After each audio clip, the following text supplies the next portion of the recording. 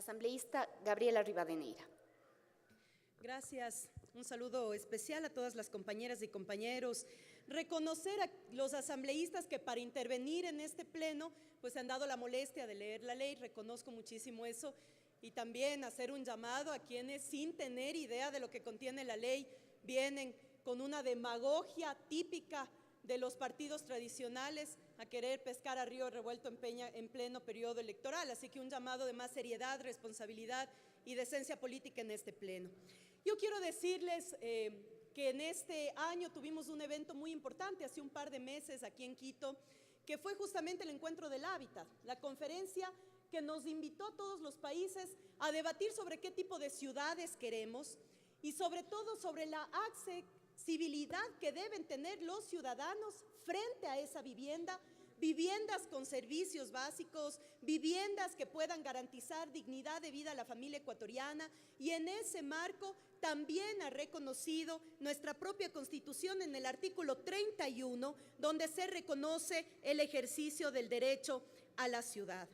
Por eso es que estamos hoy debatiendo esta ley, y yo los invito a debatir esta ley también desde una óptica social y humana. Podemos ver justamente cómo de una de las regiones más urbanizadas del mundo es América Latina. Ahí en el cuadro muestra cuál ha sido el proceso de urbanización que hemos tenido en Ecuador, cuando en 1970 39.5% era población urbana, dando un salto significativo el 2010 con el 62.7% de la población urbana, pero las proyecciones establecen que en el 2020 tendremos 64% de población urbana.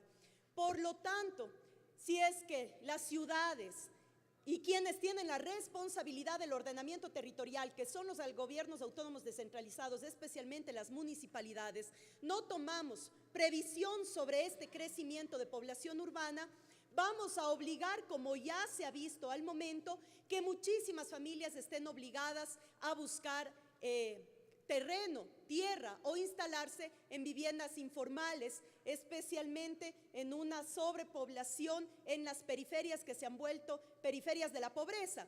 O veamos el caso más paradójico en nuestro país, que la ciudad con mayor población del Ecuador, como es Guayaquil, tenga sus barrios y periferias sometidas a una pobreza y a una falta de acceso a servicios básicos fundamentales en pleno siglo XXI, como es agua potable y alcantarillado, y a lo que se les olvida muchísimas veces a la oposición de mencionar que este proyecto, más allá que ya vamos a explicar algunos mitos generados en el proyecto, va a permitir que el 100% de lo recaudado pueda ir a esos municipios, y ojalá esos alcaldes se concienticen para que puedan otorgar de agua potable y alcantarillado a muchísimas familias ecuatorianas que las han empobrecido por falta del accionar municipal.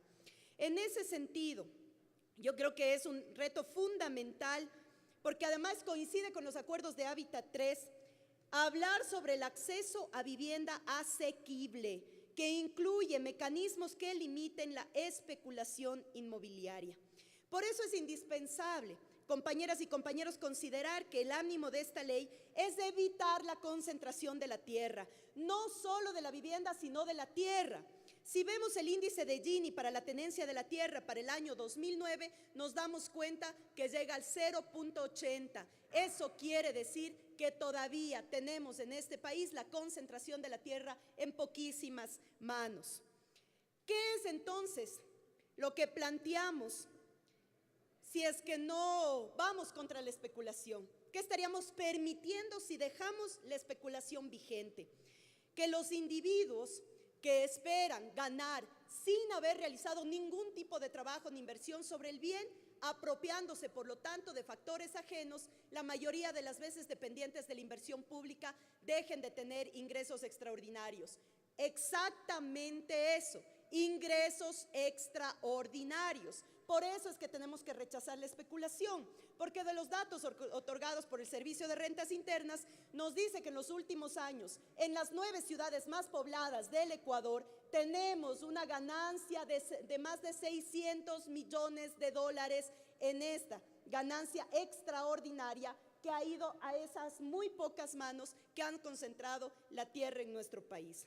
Por lo tanto, sí queremos plantear romper algunos mitos que se ha generado en una ley asambleísta y colega Donoso, que no es que la debatimos hace 2 semanas que ingresó la ley acá al Pleno, sino que lo hemos estado debatiendo durante más de un año con toda la población y recogiendo aportes de la ciudadanía. Es por eso que ustedes serán testigos de que el proyecto que lo debatimos o que entró a debate social y de la opinión pública en junio del 2015 difiere muchísimo del proyecto que hoy nos ha convocado al Pleno de la Asamblea.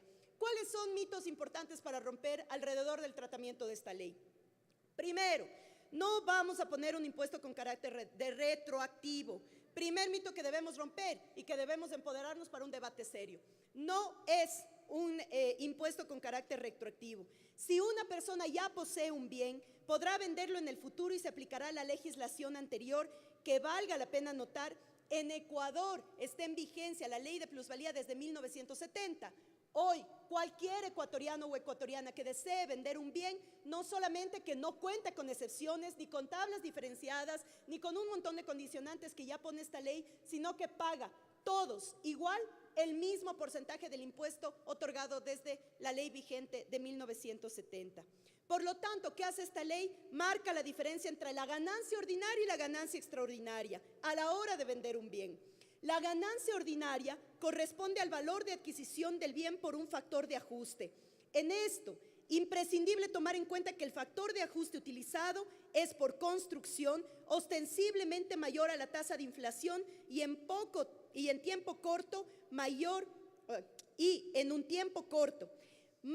también a los costos de acceso al crédito hipotecario. Con la tasa pasiva referencial anual, en menos de 10 años se podría vender un bien al doble de su valor actual, sin desembolsar un centavo de impuesto contra la especulación. Por ejemplo, compro una casa en $60,000, al cabo de 10 años la puedo doblar, es decir, vender en $120,000. ¿Cuánto pagamos eso? 0 de impuestos con la aplicación de la ley actual.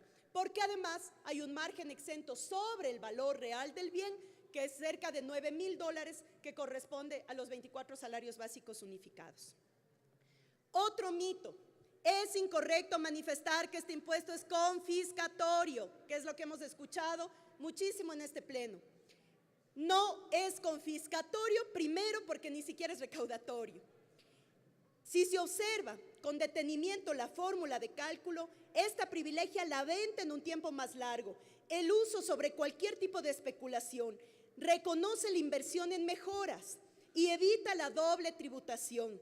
Lo que hace el impuesto es evitar que en aquellos casos que por decisiones administrativas, por información privilegiada o por inversión pública, un propietario pueda acaparar hasta el 300% del valor del bien.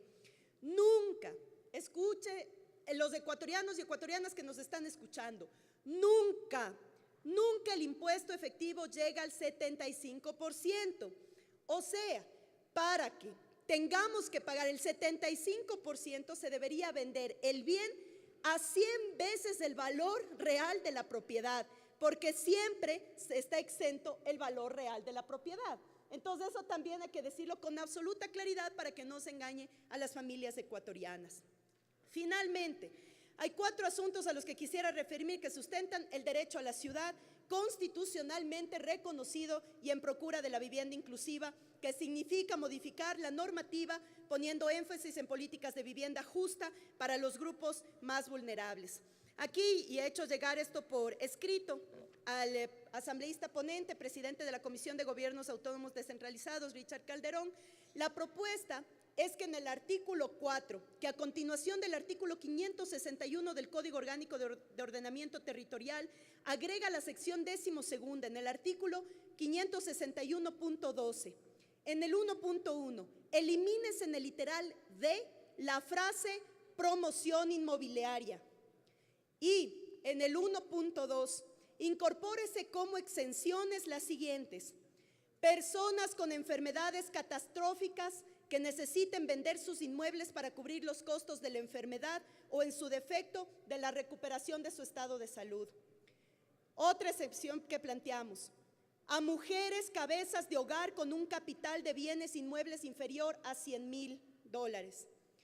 a los adultos mayores con ingresos inferiores a los 3 salarios básicos unificados y con un capital de bienes inmuebles inferior a $100,000. Y a las personas que tienen bajo su cuidado a una persona con discapacidad severa debidamente justificada y que son propietarios de un capital en bienes inmuebles inferior a $100,000. Además, asambleísta ponente, decirle que este proyecto de ley contempla una disposición reformatoria que no guarda ninguna relación con el impuesto. Se refiere a la prolongación por 4 años del periodo durante el cual las empresas mineras se encontrarán exentas de pagar regalías por los valores extraordinarios de los minerales que se extraen. Esto significaría que de 5 proyectos estratégicos que el Ministerio de Minería ha presentado a noviembre del 2016, difícilmente veremos ingresos extraordinarios hasta el 2021, por lo que sugiero eliminar la disposición reformatoria única. Compañeras y compañeros asambleístas, hace pocos meses tuve la oportunidad de tener una entrevista personal con un gran latinoamericano al que todos queremos mucho, Pepe Mujica, del cual quisiera pasar un breve extracto de esa entrevista que se trató además sobre el tema de la redistribución de la riqueza. El mercado solo por sí solo no arregla el problema de la miseria extrema. Esa es una responsabilidad que tienen que asumir los gobiernos. Si los gobiernos no son capaces de empujar y hasta de violentar un poco el transcurrir de la propia economía para distribuir mejor, el mercado no arregla esos problemas. Podrá haber una sociedad cada vez más rica, pero hay un núcleo de gente que cada vez está más pobre. Y entonces me parece que el Estado tiene que tener una actitud activa. Políticas de redistribución de la riqueza. Tiene que haber políticas que ayuden a la redistribución. Por esto, compañeras y compañeros, sí a la vivienda digna, no a la especulación, y ojalá todos podamos seguir promoviendo un debate serio sobre este proyecto de ley.